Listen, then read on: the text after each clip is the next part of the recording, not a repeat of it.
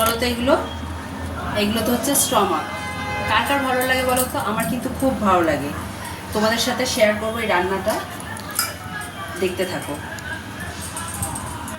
কড়াইতে তেল দিয়ে দিয়েছি, ওর মধ্যে আলুগুলো দিয়ে দিচ্ছি, দিয়ে একটু হলুদ দিয়ে আলুটাকে লাল লাল করে ভেজে তুলে নেবো। ওই তেলের মধ্যে শুকনো লঙ্কা আর তেজপাতা ফোড়ন দিয়ে পেঁয়াজটা দিয়ে দিলাম, একটা টমেটো দিয়ে দিলাম, দিয়ে আদা রসুন বাটাটাও দিয়ে দেবো, দিয়ে একটু নাড়াচাড়া করে নেবো। নিয়ে নুন, হলুদ, লঙ্কার গুঁড়ো, জিরের গুঁড়ো দিয়ে মশলাটাকে ভালো করে কষিয়ে নেবো।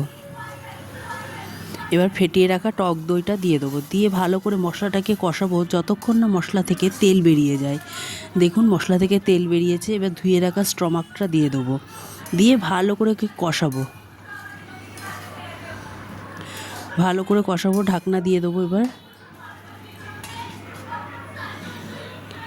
ঢাকনা খুলে আবার নেড়ে দেবো, ভালো করে নেড়ে ভেজে রাখা আলুগুলোকে দিয়ে দেবো, দিয়ে ভালো করে এটাকে কষাবো। এবার শুধু কষাবো, কষিয়ে এবার পরিমাণ মতন জল দিয়ে দেবো, দিয়ে এবার ঢাকনা দিয়ে দেবো।